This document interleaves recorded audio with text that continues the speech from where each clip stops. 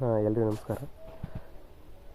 ನಾವು ನಮ್ಮ ಈ ಕೃಷಿ ಗ್ರೂಪಲ್ಲಿ ಡಿಸೆಂಬರ್ 29ರಿಂದ ಇವತ್ತಿನವರೆಗೂ ಚರ್ಚೆ ಮಾಡ್ತಾ ಇದ್ದೀವಿ ಬೆಳೆ ಸಂಯೋಜನೆ ಬಗ್ಗೆ.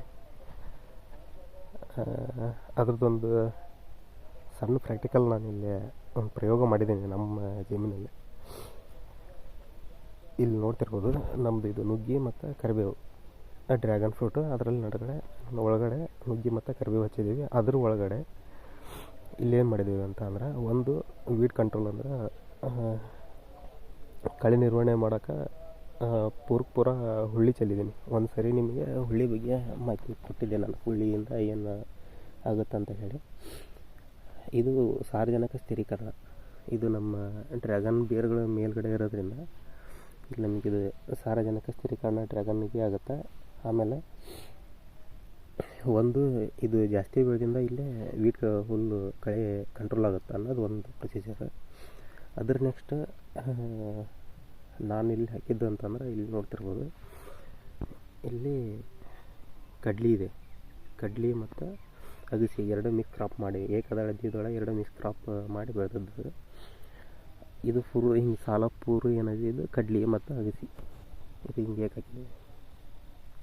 ಅದ್ರ ನೆಕ್ಸ್ಟ್ ಈ ಕಡೆ ಏನಿದೆಯಲ್ಲ, ಈ ಕಡೆ ಭಾಗ ಹೋಗಿ ಇಲ್ಲಿ ನೋಡ್ತಿರ್ಬೋದು, ಇಲ್ಲಿ ಇದು ಬೀಜಾಳ.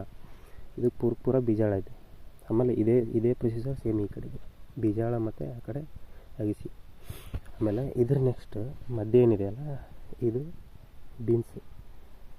ಆಮೇಲೆ ಈ ಕಡೆ ನೋಡ್ತಿರ್ಬೋದು, ಇಲ್ಲಿ ಶೇಂಗಾ ಇದೆ, ಶೇಂಗಾ ಅಂದರೆ ಈ ರೀತಿ. ಆಮೇಲೆ ಈ ಸೆಂಟ್ರಿಗೆ ಏನಿದೆಯಲ್ಲ, ಸೆಂಟ್ರು ನಾನು ಬೇರೆ ಐಡಿಯಾ ಬಿಟ್ಟಿದ್ದೆ. ಅದು ನಮ್ಮ ಅಪ್ಪಾಜಿಲ್ಲಿ ತಗೊಂಬಂದು ಮೆಣಸಿನ ಗಿಡ ಹಚ್ಚಿದ್ದೆ. ನನಗೆ ಗೊತ್ತಿಲ್ಲ, ಅದು ಅವರೇ ತಗೊಂಬಂದು ಹಚ್ಚಿಬಿಟ್ಟಿದ್ದಾರೆ. ಅಂದರೆ ಈ ರೀತಿ ಬೆಳೆ ಸಂಯೋಜನೆ. ಇದು ಇನ್ನೂ ನೆಕ್ಸ್ಟ್ ಏನಿದೆಯಲ್ಲ, ಇದು ಈ ಕಡೆ ಇದು ಮೆಕ್ಕೆಜೋಳ, ಈ ಕಡೆ ಕಡ್ಲಿ. ಆಮೇಲೆ ಇದು ಕಡ್ಲಿ, ಇಲ್ಲಿ ಮೆಕ್ಕೆಜೋಳದ ನಡುವೆ ನನ್ನ ಪ್ರಕಾರ ಇಲ್ಲಿ ರಾಗಿ ಬರಬೇಕಿತ್ತು, ರಾಗಿ ನೆಟ್ಟಿ. ನಾನು ಒಂದು 2-3 ಹತ್ರ ಬೀಜ ತೊಗೊಂಬಂದು ಮಡಿ ಮಾಡೋಕ್ಕೆ ಪ್ರಯತ್ನ ಮಾಡಿದೆ.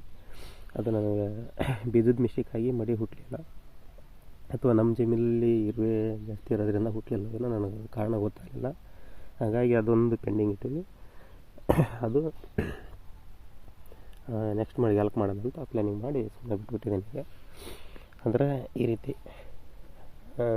ಬೆಳೆ ಸಂಯೋಜನೆ ಬಗ್ಗೆ ಬರೀ ಮಾತಲ್ಲಿ ಒಂದು ಹೇಳ್ತಿಲ್ಲ ನಾನು ಗ್ರೂಪಲ್ಲಿ. ನಮ್ಮದು ಪಕ್ಕ ಪ್ರಯೋಗ ಮಾಡ್ತಿದ್ದಾನೆ, ಏನಾಗುತ್ತೆ ಏನಿಲ್ಲ ಅಂತ ಹೇಳಿ. ಇದೊಂದು ವಿಡಿಯೋ ಹಚ್ಕೋಬೇಕಂತ ಅನ್ನಿಸ್ತು. ಅದಕ್ಕೆ ನಿಮ್ಮ ಬೆಳೆ ಸಂಯೋಜನೆ ಬಗ್ಗೆ ನಾ ಮಾಡಿದ್ದು ಇದು ಪ್ರಯೋಗ ಅಷ್ಟೇ. ನಮ್ಮ ಪ್ರಯೋಗದಲ್ಲಿ ಈ ರೀತಿ ಮಾಡ್ತಿದ್ದೇನೆ.